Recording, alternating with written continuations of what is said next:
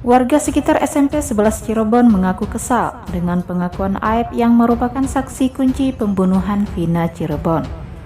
Vina Cirebon dan kekasihnya Eki dilaporkan telah dibunuh pada 27 Agustus 2016 lalu di Jembatan Talun, Kecamatan Talun, Kabupaten Cirebon, Jawa Barat. Salah satu saksi mata yakni Aep mengaku berada di lokasi kejadian dan melihat insiden pembunuhan yang terjadi 8 tahun lalu. Namun Ferry Irianto, warga yang tinggal di belakang SMP 11 Cirebon, mengatakan pengakuan Aep tak bisa dipercaya. Ia pun menjelaskan berbagai alasan mengapa pengakuan Aep meragukan. Ia bahkan kesal dengan sikap Aep saat memberikan keterangan atas apa yang dilihatnya. Ya, sebelumnya saya mungkin juga sama dengan orang-orang bahwasanya kesaksian Aep meragukan, ujarnya pada Jumat 31 Mei 2024. Karena penjelasannya dengan cara menggunakan masker, gestur tubuhnya, matanya yang terlihat berbohong. Di situ saya merasa kesal, tambahnya. Ferry meragukan pernyataan Aep tentang adanya warung yang menjadi lokasi pertemuan pelaku, yang oleh Aep disebut berada di depan tempat kerjanya. Kalau memang itu bisa dibuktikan dan benar, saya rela para terpidana dan Peggy dihukum, ujarnya. Tapi dengan penjelasan Aep yang ada warung di depan tempat kerjanya lalu melihat ada para pelaku, itu saya ragukan.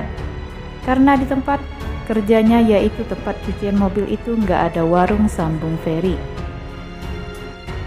Sebagai perokok aktif yang gemar membeli rokok dan rumahnya berada di SMP 11, Ferry mengaku tahu betul tidak ada warung di depan cucian mobil pada 8 tahun lalu. Ferry mengatakan warung terdekat berada di depan MAN 2 Cirebon. Dan warung tersebut sudah ada sejak lama. Namun ia menegaskan bahwa jarak antara warung tersebut dengan tempat cucian mobil cukup jauh. Kalau ada juga warungnya jauh di depan MAN 2 Cirebon. Itu warung paling lama dan jauh dari tempat cucian mobil, katanya. Menurut Ferry, hal janggal lainnya adalah klaim Aep yang mengaku bisa melihat para pelaku di lokasi kejadian termasuk Peggy. Selain soal warung, saya juga masih janggal soal kesaksian Aep soal bisa melihat para pelaku, termasuk Peggy ada di lokasi. Itu yang membuat saya janggal, tuturnya. Meski begitu, ia mengakui pada 2016 kerap melihat para terpidana nongkrong di depan sekolah itu. Tapi kalau memang soal para terpidana nongkrong di depan SMP 11 itu memang benar, karena saya suka lihat. Tapi cuma gitar-gitaran karena nggak ada tempat nongkrong lagi, kata Ferry. Ia pun berharap semua informasi yang diungkapkannya pada kasus ini bisa terbuka selebar-lebarnya secara transparan.